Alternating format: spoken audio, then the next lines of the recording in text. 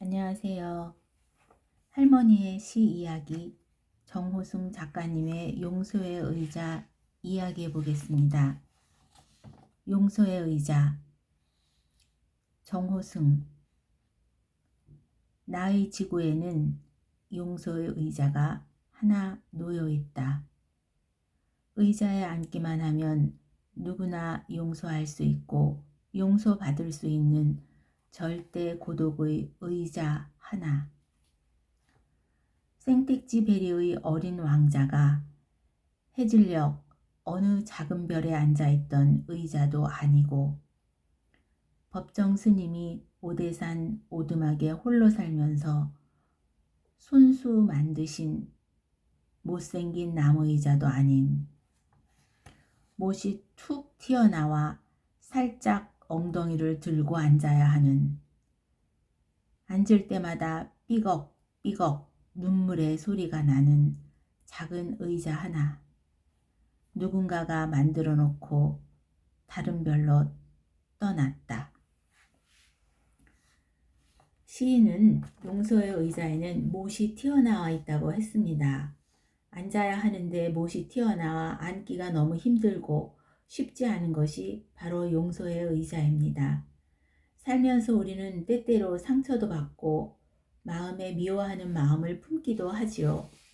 미워하기 전에 제일 먼저 해야 하는 것은 질문을 통해 상대에게 왜 그리 했는지 물어보고, 확인이 됐다면 그렇게밖에 할 수 없었던 그를 마음속으로 용서하고, 하지만 행동으로는 그의 잘못된 점에 따른 응당한 처벌을 해야 한다고 생각합니다.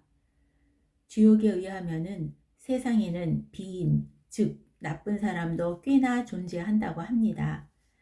예를 다하는 사람에게는 예를 다하고 의리를 지키지만, 예를 다하지 않는 비인에게는 우리는 기본적인 예는 지키지만 의리를 지킬 필요는 없다고 하네요.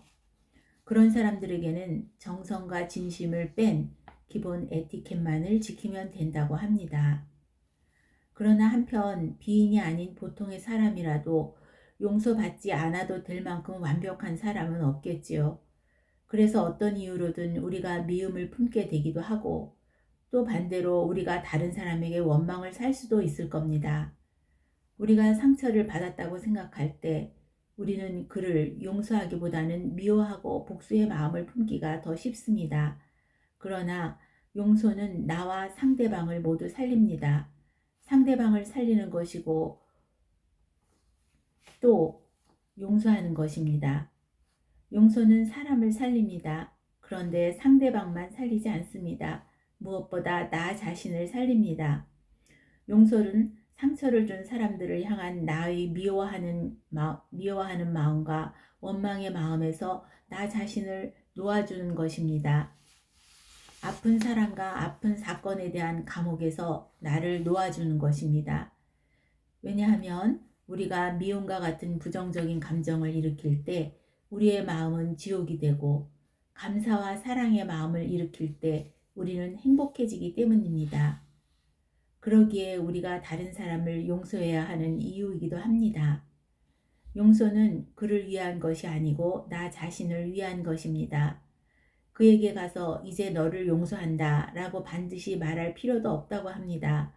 그저 나 스스로에게 그를 용서한다고 마음으로 이야기하고 용서하면 된다고 합니다. 작가 소개해 보겠습니다. 경상남도 하동군에서 태어나 1973년 대한일보 신춘문예에 첨성대로 데뷔하였고, 슬픔이 담겨있는 시문을 짓는다고 해서 문학계에서는 슬픔의 시인이라는 별명으로도 불리고 있다고 합니다. 한국 사회의 그늘진 면과 분단의 현실, 그리고 산업화 등으로 변해가는 것을 토대로 이를 달래는 시문을 써왔으며, 소외된 사람들을 대상으로 따스함을 주는 시문을 지어내기도 하였답니다. 서울시문학상, 동서문학상, 정지용 문학상을 수상하였다고 합니다. 누군가에게 상처받았다면 마음속으로 그럴 수밖에 없는 수준의 그를 용서하고 행복해지는 시간 되시기 바랍니다. 감사합니다.